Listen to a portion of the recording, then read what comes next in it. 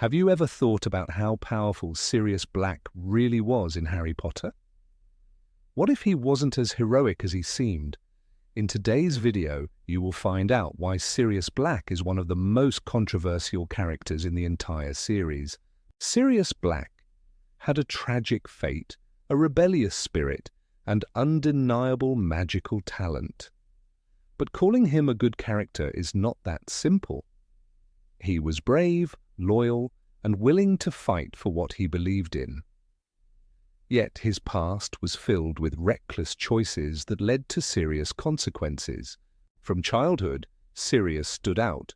Born into the infamous Black family, he rejected their obsession with blood purity and refused to follow their path. His defiance led him to Gryffindor, where he found his true family, James Potter, Remus Lupin, and Peter Pettigrew. Together they became the Marauders, a mischievous and fearless group of friends. But his rebellious nature put him at odds with his own relatives. At 16, he ran away from home, cutting ties with the family that never truly accepted him.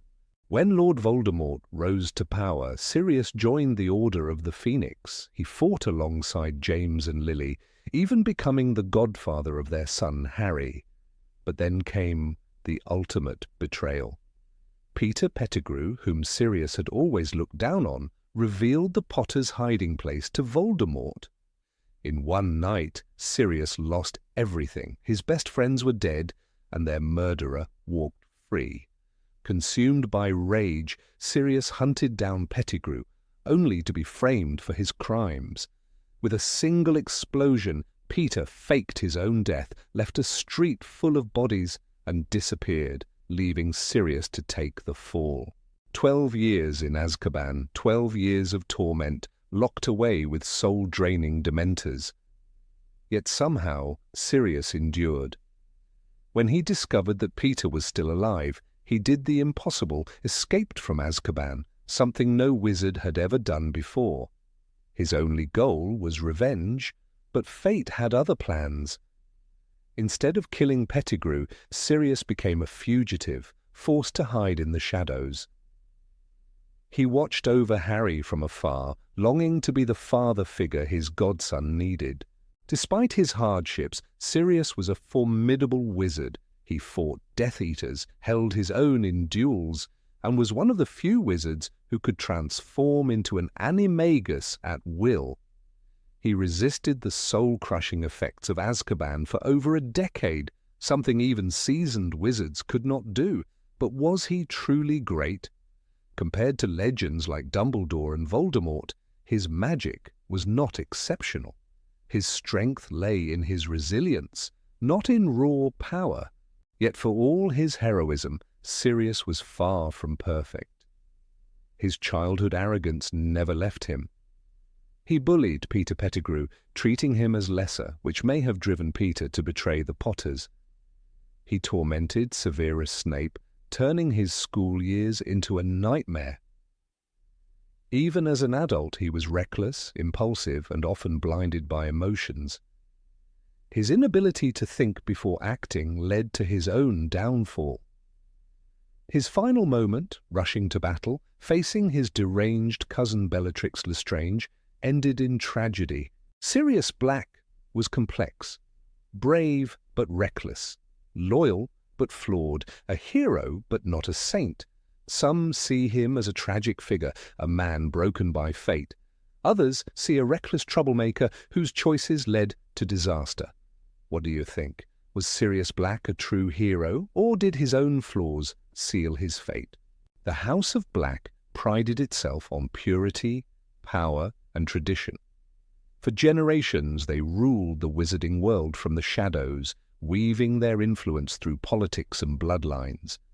Their family tree, proudly displayed at 12 Grimmauld Place, told a tale of selective breeding and ruthless ambition.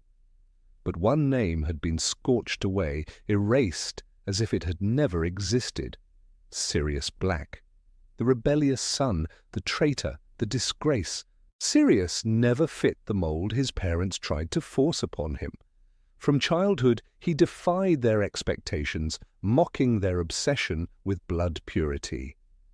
His mother, Walburga Black, viewed him as a failure. "Filth!" she would hiss when he spoke of Muggle-borns with anything less than disgust. His younger brother, Regulus, followed the family's beliefs, earning their parents' favour. But Sirius? He was different. The first Black in centuries to be sorted into Gryffindor instead of Slytherin. A betrayal in their eyes. At home there was no warmth, no love, just rigid rules and cold expectations. Sirius was expected to uphold the family's legacy, to despise Muggle-borns and half-bloods, to show loyalty to the Dark Lord rising in power. But he wanted none of it. "I hated the whole lot of them," he later admitted to Harry. "My parents, with their pure-blood mania." Every summer at Grimmauld Place felt like a prison sentence, each day a battle against their suffocating ideology. His mother's fury knew no bounds. She screamed at him for his Gryffindor filth, cursed his friendships with James Potter, Remus Lupin, and even the pathetic Peter Pettigrew. Once, in a fit of rage, she blasted his face off the family tapestry, striking his name from history as if he had never been born. But Sirius didn't care. He had already stopped thinking of Grimmauld Place as home. At 16, he had enough. One night he left and never looked back. James Potter's family took him in without hesitation. For the first time in his life, Sirius felt what it meant to belong, not out of duty or blood, but out of love. And yet, even after leaving, the weight of his family's sins followed him. His uncle Alphard, another Black who defied tradition, secretly left Sirius a fortune, securing his independence. Walburga, furious at this final insult, erased Alphard's name from the family tree as well. Not all the Blacks shared Sirius's courage. His brother, Regulus, stayed. He followed their parents' will, joining the Death Eaters at a young age, but Regulus had his own breaking point. When he discovered the horrors of Voldemort's plans, he turned against him in secret. In the end, Regulus paid the ultimate price, dying alone in his attempt to destroy a Horcrux. Sirius never knew of his brother's sacrifice, believing until the end that Regulus had been just another blind servant of the Dark Lord.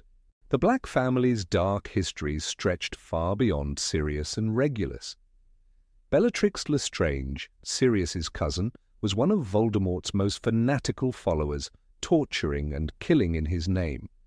Her sister, Narcissa, married Lucius Malfoy, binding two of the most powerful pure-blood families together. Only Andromeda, the third sister, broke free. Like Sirius, she rejected their ideology, marrying a Muggle-born Ted Tonks. For this crime, she too was erased from the family tree. Despite their claims of nobility, the Blacks were ruthless even among their own. They turned on each other the moment loyalty wavered. Those who strayed from the path, Sirius, Alphard, Andromeda, were cast out. Those who obeyed, like Bellatrix and Regulus, were either consumed by their own darkness or sacrificed for a cause they barely understood. Years later, when Sirius was forced to return to Grimmauld Place, the past clawed at him from every corner. His mother's shrieking portrait still cursed his existence. The house was filled with relics of a family that had once controlled the wizarding world but had long since rotted from within. "It's not a house," he muttered bitterly to Harry. "It's a mausoleum." Sirius Black was never the perfect hero. He was reckless, impulsive, and haunted by anger. But he made a choice that few from his bloodline ever dared to make. He walked away. He chose his own path, and for that